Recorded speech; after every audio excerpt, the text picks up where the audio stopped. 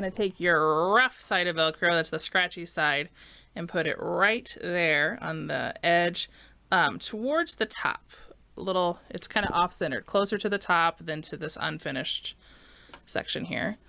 And hopefully you're better at this than me. I generally make multiple passes around and miss stuff, but we're gonna go all the way around the Velcro.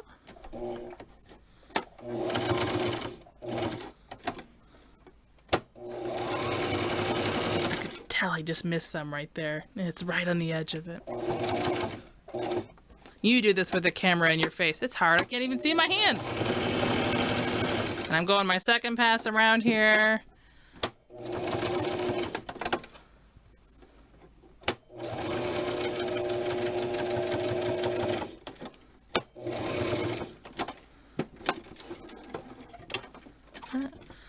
And we're going to snip these threads, but that's the rough side there. And then we're going to take the smooth side and put it on the ugly side of your fabric. See how this is the inside where all the stitches are, because we need those to be able to touch. And once again, we're going to put it closer to the top and then to the bottom. And we're going to go around that with a straight stitch a couple times as well.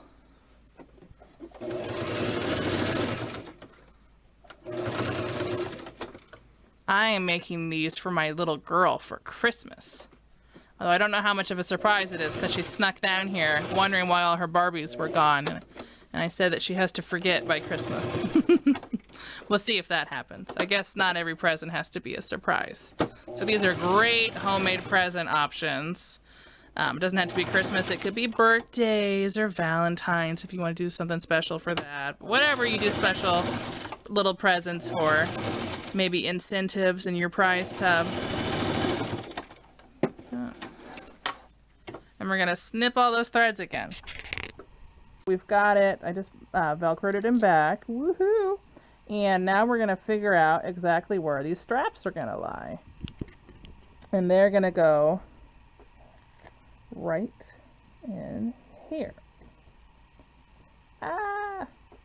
Velcro just ruined my scarf. I hope Winnie appreciates her present. So, you want to make sure you don't twist your strap ribbon. And we're going to take it and bring it all the way over and back where you can't see it. And we're going to run a bunch of stitches back and forth right here. So mine is overlapping the Velcro just a little bit.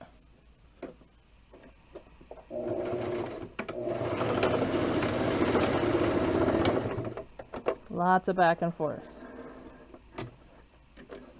And we're going to do the same thing on this side. So make sure you don't twist it and make sure it ends behind everything else, because you don't want to see that as it ravels and frays over time.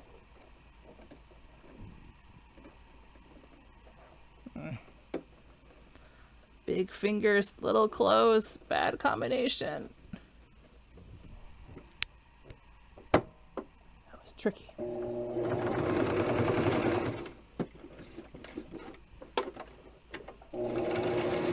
And this one, because I have the Velcro there, is not sewing well.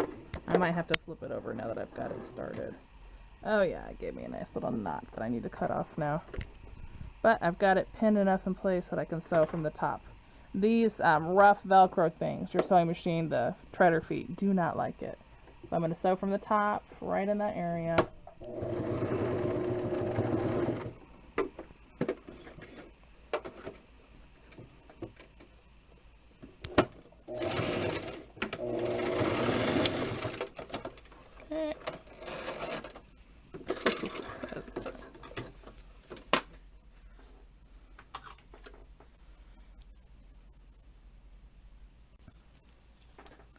Okay, there you go. She's all done. She's ready to go out in public. Oh, you think she needs the bottom of her skirt. Okay, all these people want fully dressed Barbies. Let's go do the next step. Now this is the form-fitted one, but it's just the exact same step for the longer, fuller skirt. It's just longer. So we're going to do the top and the bottom with a zigzag, or we're going to serge it. Your choice.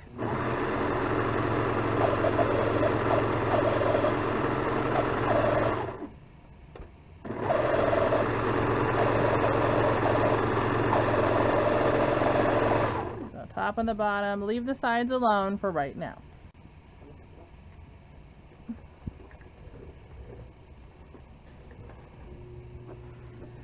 Now, my machine, go ahead and close up on here. This is not an expensive machine. Has a wide stitch that's on the knob. I've had them up here that are like this dial before. The stitch length was there. Whatever your machine does, we're going to do a gathering stitch. So you need a really wide stitch length so that you can go in, and we're going to actually pull on the stitch after we put it in there. And we're going to be stitching right below where you serged or did your zigzag. So don't do it in it, do it right below.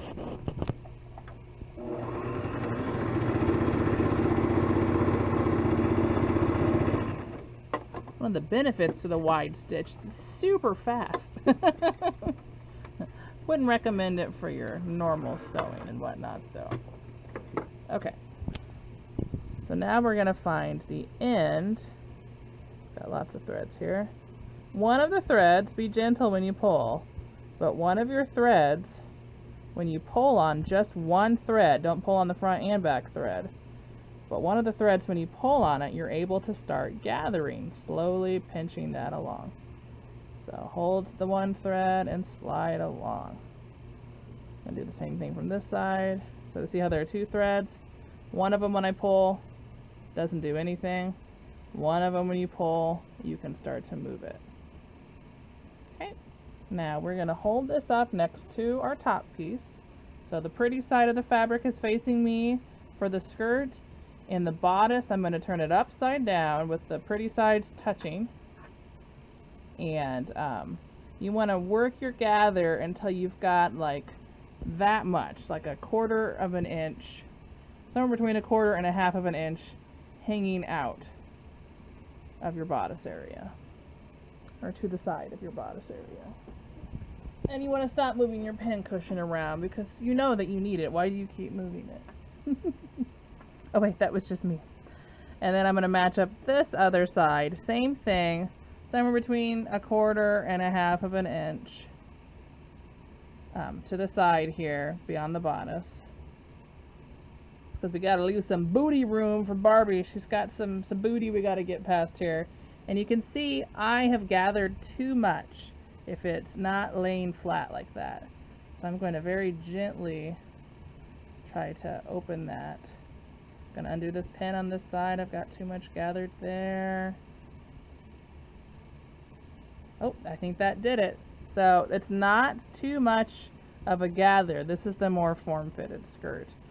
I'm going to show you the looser skirt, the fuller skirt. I've done the same thing. I've gathered that in.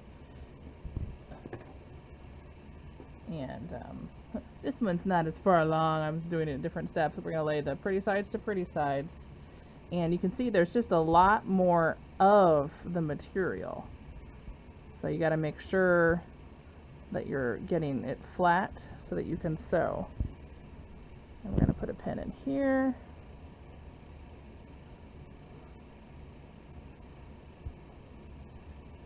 Once again, just leaving that bit on the side. And the same thing over here, leaving a bit on the side.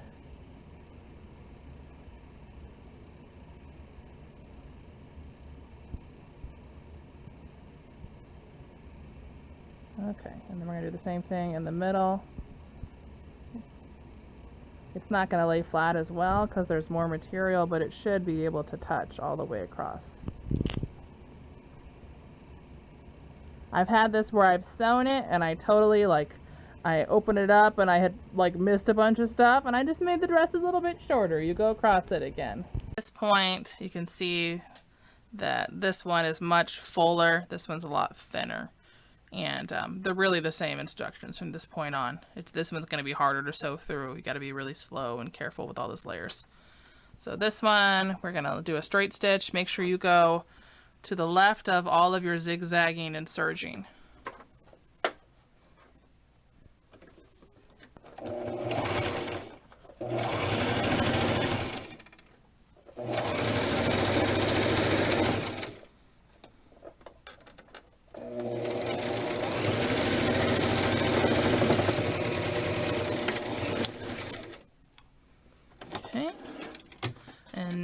now what we're going to do is turn everything like this.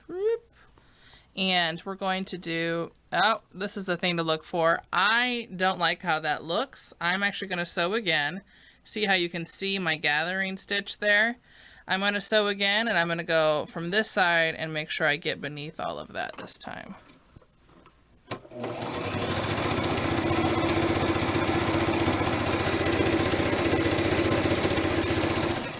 Let's try again. Much better. See how you don't have that extra, you can't see where I serged and stuff. Now we're going to hold it up, and we're going to push the stuff that we sewed down so it's towards the skirt, and we're going to fold over the side piece too. And we are going to stitch, starting with this little side piece, all the way across about 1/8 of an inch from our seam line so that all stays down.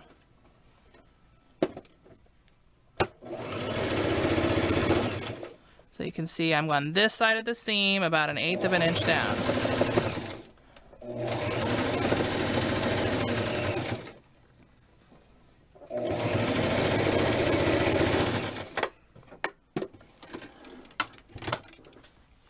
That's that point. Now we're going to cut all our threads again because they're driving me crazy.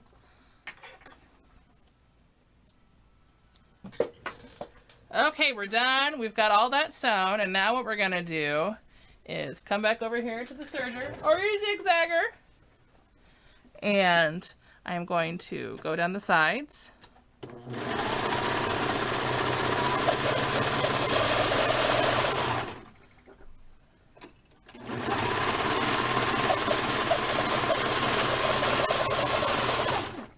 Come back over here, and we're just gonna fold this under like that, but I'm gonna sew it from the top.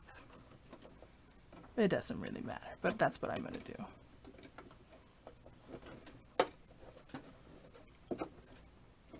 Just a straight stitch. I'm lining up at the eye hole. It's about 1/4 of an inch.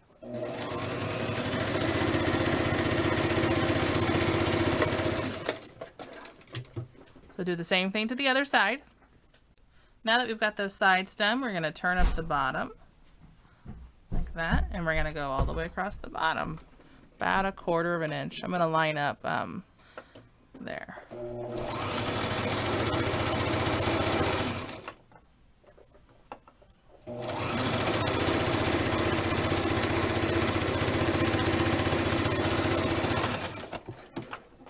Okay. Trim your last bit of threads, and then we're going to see what it looks like on our Barbie.